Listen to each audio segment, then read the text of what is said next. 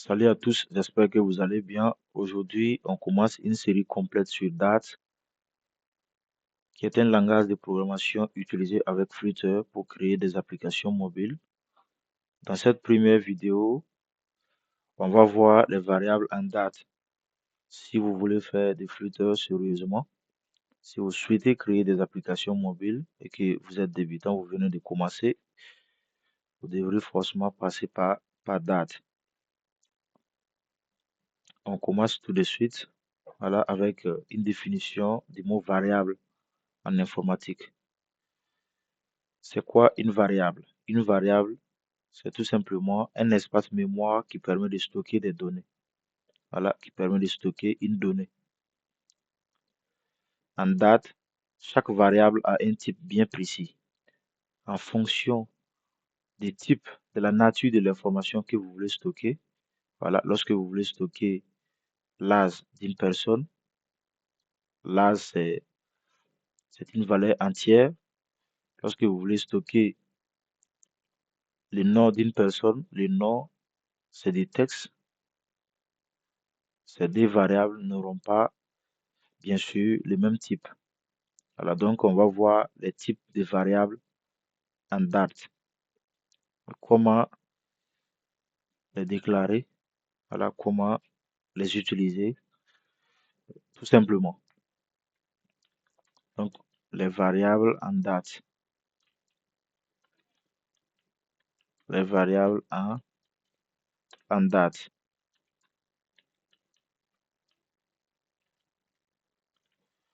On va voir d'abord les types de bases. Voilà, les types de bases. Ou tout simplement les types les plus simples.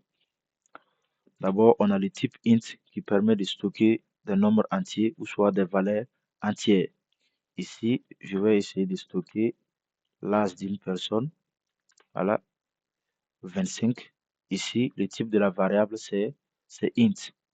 Donc, en date, on écrit d'abord le type de la variable, suivi du nom de la variable, le symbole d'affectation égale, suivi de la valeur de la variable terminée par, bien sûr, un point virgule qui est obligatoire pour chaque instruction en date.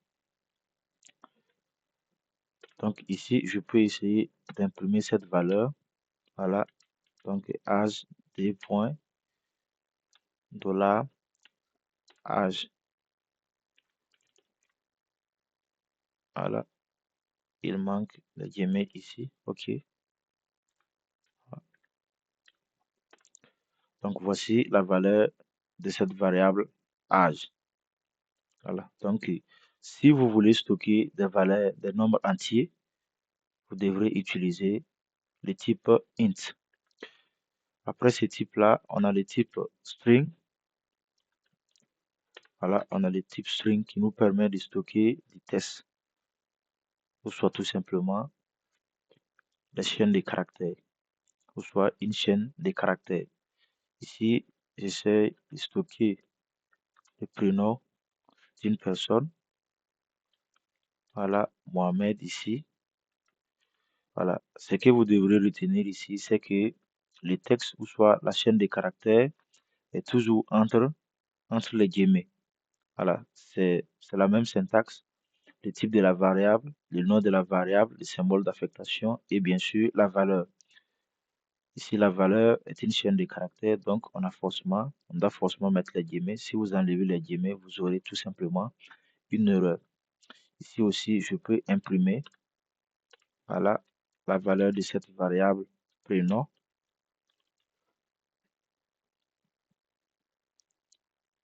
Prénom des points, dollar, prénom. Voilà, si j'essaie d'imprimer également, voici prénom des points Mohamed. En plus de ces deux types qu'on vient de voir, on a les types double. Voilà, les types double qui permet de stocker des nombres à virgule. Par exemple, la note, si vous voulez stocker la note d'une personne ou d'un étudiant, la taille, voilà, vous devrez utiliser le type double.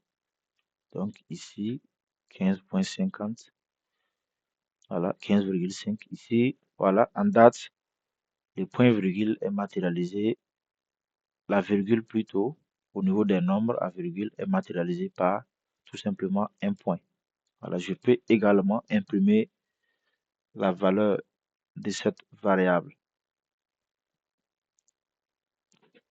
en faisant tout simplement la même chose. Voilà, donc print, je peux faire comme ça, print note, print, print note. Regardez, si je fais comme ça, print note. En ce moment, j'ai pas besoin des symboles $. Parce que ici, on essaie d'insérer la valeur de la variable dans une chaîne de caractères. Donc, vous voyez, tout ce qui est entre guillemets est une chaîne de caractères. Donc, lorsqu'on essaie d'insérer la valeur de la variable dans une chaîne de caractères, on est obligé de mettre ces symboles-là. Mais lorsque j'essaie tout simplement d'afficher, d'imprimer la valeur de la variable sans passer par, voilà, sans la mettre dans une chaîne de caractères, je peux tout à fait, voilà, afficher tout simplement comme ça. Mais dès lors que je commence à faire votre note est, par exemple, j'essaie de faire une phrase, votre note est des points. Voilà, en ce moment, il faut mettre ce symbole $. Sinon, voilà, la variable sera tout simplement considérée comme une partie de votre chaîne de caractères. Mais lorsque vous mettez ce symbole $, voilà, vous dites à date d'imprimer, c'est-à-dire de remplacer cette petite partie-là par la valeur de la variable note et vous aurez votre chaîne des caractères finale. Donc là maintenant, je peux réimprimer et vous aurez votre note est 2.15,5. En plus de ce type de base, on a le type bool, voilà, qui n'a que deux valeurs possibles, true ou false, vrai ou faux. Voilà, si vous êtes débutant en programmation, vous allez peut-être penser que, mais quel est l'intérêt de ce type de variable? Vous vous trompez bien sûr, vous allez vous rendre compte que ce type de variable est indispensable en programmation. Voilà, par exemple, je vais déclarer une variable qui aura la valeur true. La valeur true. Voilà, donc étudiant qui a pour valeur true, je peux aussi essayer d'imprimer cette valeur. Voilà, j'écris étudiant est, voilà, j'écris ici Mohamed est des points, voilà, et je mets ici étudiant. Voilà, si Mohamed est vraiment étudiant, on aura true parce que regardez ici, j'ai donné la valeur true. Normalement, on aura true. Voilà, j'essaie d'imprimer. Vous allez voir. Voilà, voici, on a Mohamed est des points true. J'ai pas mis étudiant. Je voulais mettre ici étudiant. Voilà. Donc, voilà, Mohamed est étudiant true. Mais regardez, je peux faire comme ça. Je peux faire comme ça et mettre un point d'exclamation ici. Si vous mettez cet opérateur-là derrière une variable, vous obtenez une variable booléenne. Si vous mettez cet opérateur derrière une variable booléenne, vous obtenez le contraire, voilà, de la valeur de la variable. Ici, la valeur de la variable est étudiant, c'est true. Donc, si je mets cet opérateur point d'exclamation derrière la variable, j'aurai tout simplement false. Donc, Mohamed est étudiant, j'aurai false. Donc, voici la valeur false. Donc, on vient de définir les types de bases en date. Donc, on va maintenant voir d'autres façons de déclarer des variables en date avec des mots-clés. Voilà, avec des mots-clés dynamique et var. Dynamique et var. D'abord, on va commencer avec dynamique.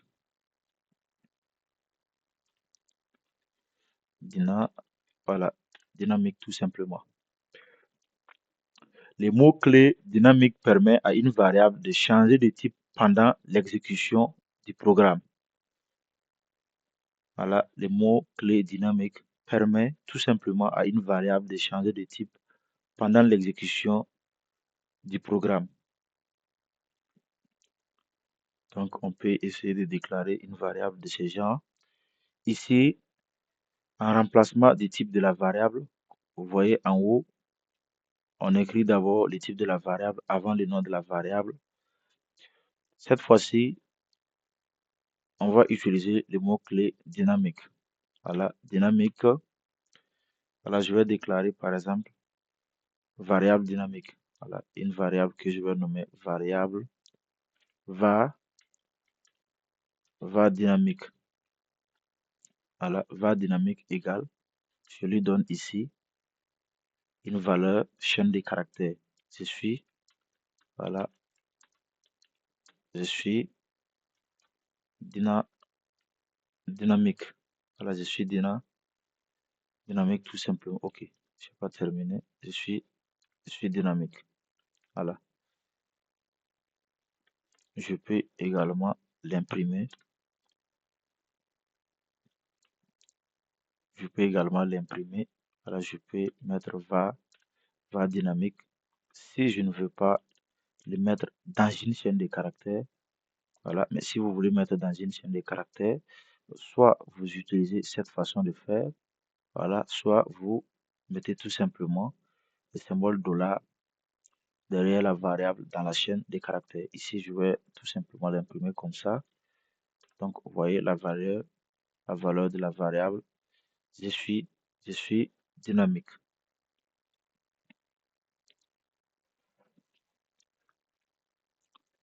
Donc, vous pouvez utiliser ce type-là pour créer, voilà, n'importe quelle, n'importe quelle variable que vous souhaitez créer. Voilà, mais bon, ce n'est pas adapté pour certaines situations, bien sûr. Ce n'est pas pour rien qu'il y a plusieurs types. Voilà. Ça veut dire qu'en fonction de l'information réellement que vous voulez stocker, il y a une façon de faire qui est plus adaptée. Sinon, lorsque vous faites ici dynamique, la variable que vous allez déclarer peut plus tard avoir soit le type int, le type double, le type bool, voilà, ainsi de suite. Donc ici, le mot-clé dynamique permet à une variable de changer de type pendant l'exécution du programme. Voilà. Donc,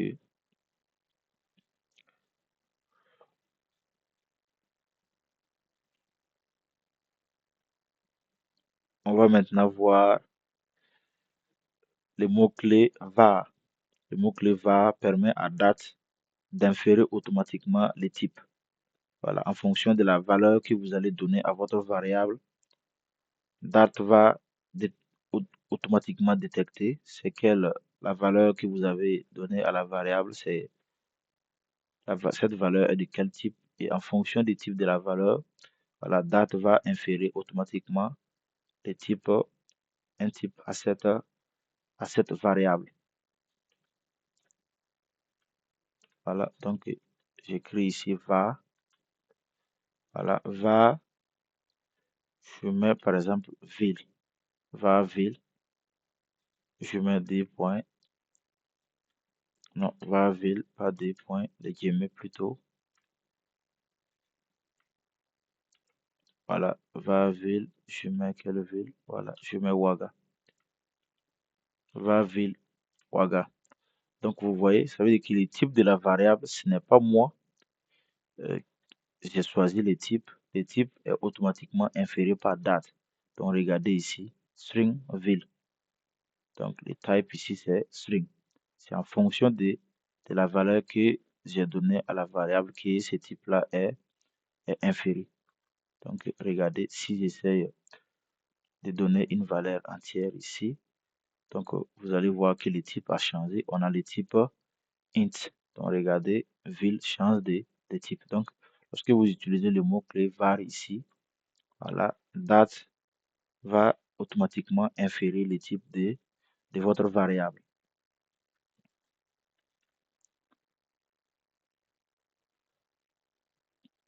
Maintenant, vous allez voir la différence entre dynamique et var.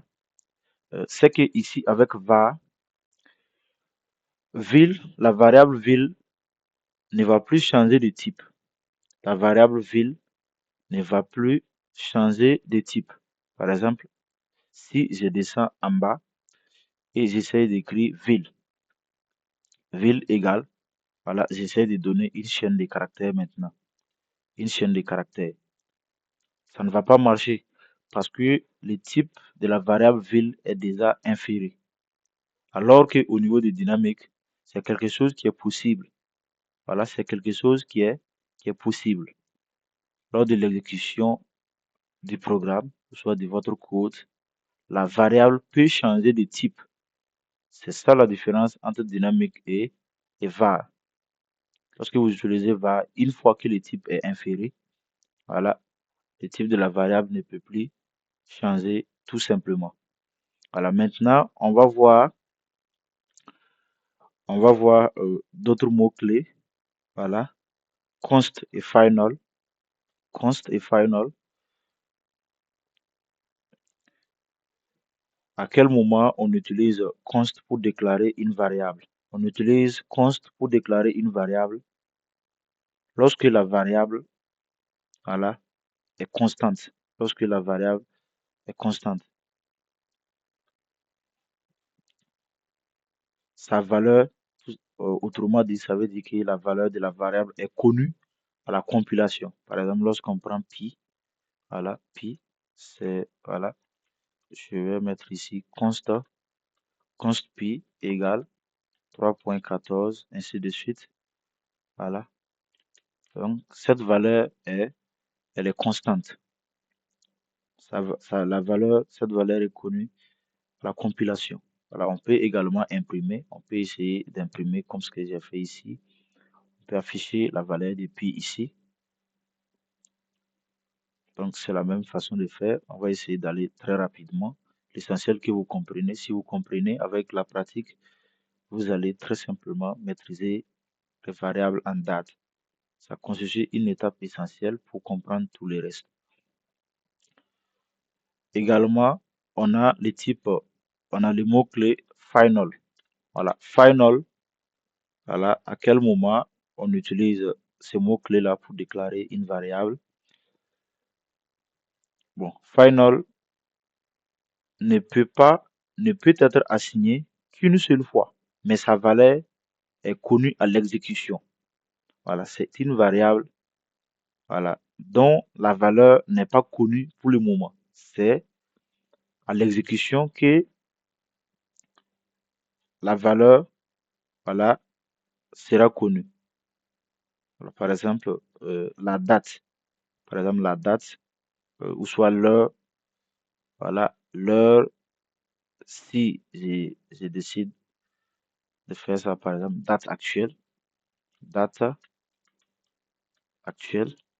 voilà, date actuelle égale, je vais ici utiliser datetime, datetime qui est une classe fournie par date pour gérer les dates et heures, voilà, datetime, je fais datetime point now, voilà, datetime point now comme ça, datetime point now, voilà, regardez. Cette valeur, la valeur de cette variable date actuelle n'est connue, voilà, que qu'à l'exécution. Voilà, parce que regardez, lorsqu'ils essaient si j'imprime la valeur de date actuelle tout de suite, on aura la date actuelle. Mais cette valeur, la date actuelle, par exemple, si j'essaie d'afficher l'heure, on peut avoir actuellement, il est 3h54. J'aurai peut-être 3h54. Et si une minute après, je le refais, je n'aurai pas la même valeur. Vous voyez que la valeur change. Mais le changement n'est pas comme, euh, voilà, le changement n'est pas comme ce que vous, vous verrez avec ici, dynamique, voilà, qui peut prendre plusieurs types au cours de l'exécution du programme. Donc, date time ici, date actuelle ici, voilà, sa valeur est connue à l'exécution. Donc, lorsque vous avez des variables euh, dont la valeur n'est connue qu'à l'exécution, vous devrez utiliser final pour les, pour les déclarer. Maintenant, on va voir une autre partie très importante aussi, le null safety. Voilà, le null safety. Le null safety en date. Voilà, je vais écrire null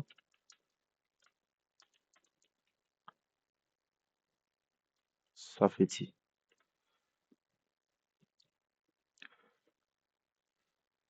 Donc ici, on va voir des variables nullables et des variables non nullables.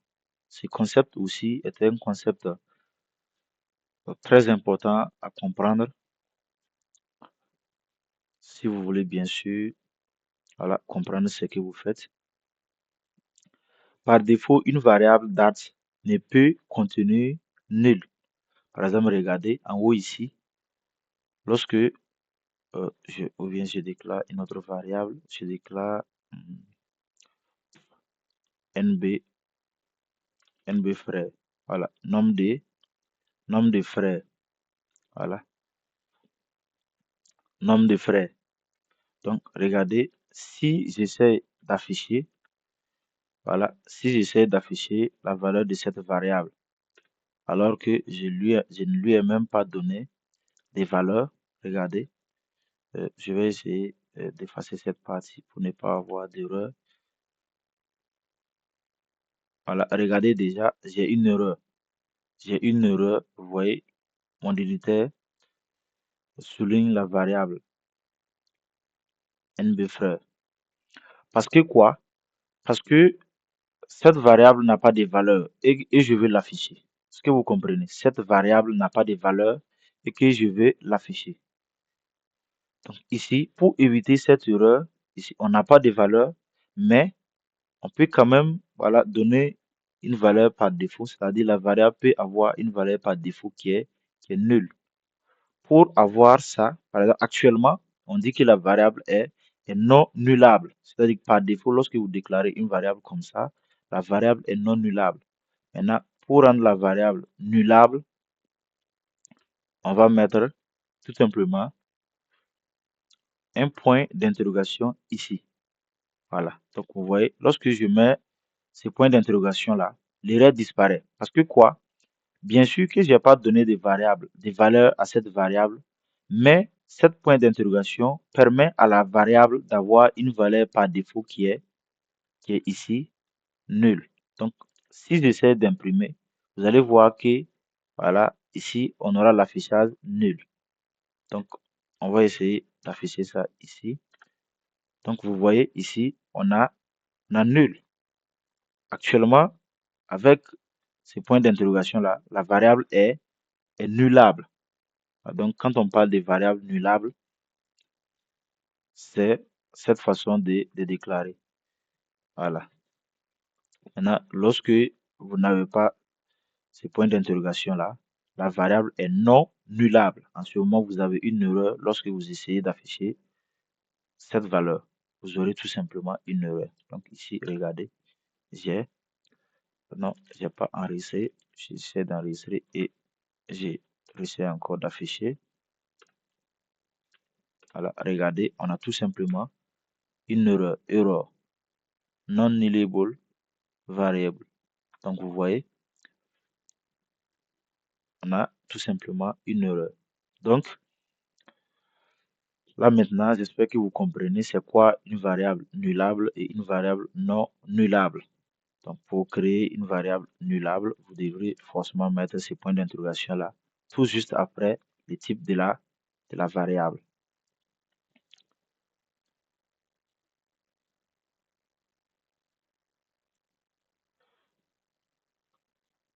Maintenant, en fonction de est-ce qu'une variable est nullable ou non, Voilà. On peut maintenant essayer de tester parce que lorsque la variable est nullable et que vous l'affichez comme ça sans contrôle, voilà, vous allez tout simplement afficher nil alors que peut-être vous ne le souhaitez pas. Donc, avant d'afficher, vous pouvez peut-être tester est-ce que la variable est différente de nul. Si oui, vous l'affichez. Sinon, voilà, vous faites autre chose en conséquence. Également, on a un autre concept, null away. Voilà, ce concept-là nous permet de fournir une valeur par défaut si une variable est nulle. Voilà, par exemple, je vais essayer d'illustrer ces cas-là aussi. Voilà, le null away. Null away. Voilà, comme ça. Donc, dans cette partie, on a vu les variables nullables, nullables et non nullables. Nullables et non nullables. Nullable. Voilà. Donc, le null away, par exemple, j'essaie de déclarer une variable de type string. Voilà, je mets ici nom l'utilisateur, soit tout simplement username. Username. Ici, username, regardez, je vais lui donner comme valeur la valeur d'une autre variable adresse, par exemple. Adresse. Voilà, adresse. Et je vais aussi mettre des points d'interrogation, donner, voilà, cette valeur-là, ici. Voilà. Donc, je vais déclarer adresse ici. Par exemple, je vais mettre string.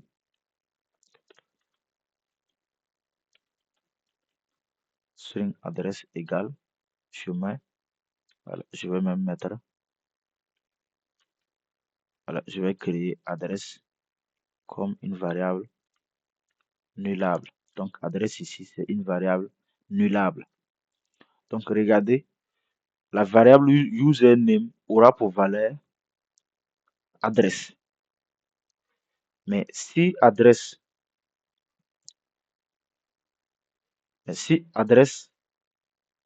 est nulle, c'est-à-dire si la valeur de adresse est nulle, là, la variable username aura tout simplement pour valeur, voilà, cette valeur-là, invité.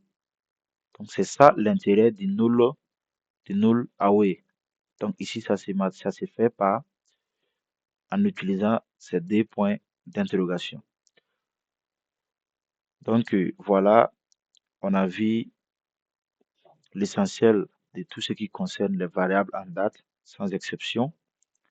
Voilà, si vous maîtrisez tous ces concepts-là, toutes ces façons de faire, voilà, vous avez une base solide pour continuer. Donc, merci à vous. On se retrouve dans la prochaine vidéo. On verra les conditions en date, if, else, else, if. Voilà, donc n'oubliez pas de vous abonner, voilà, de liker et de partager à vos amis également qui souhaitent apprendre Flutter.